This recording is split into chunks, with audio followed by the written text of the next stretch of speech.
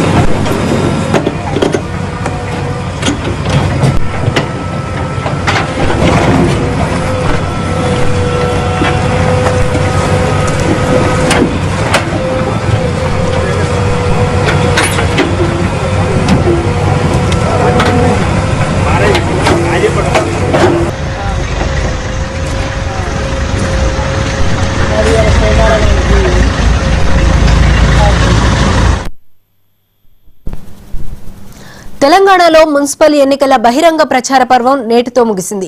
గత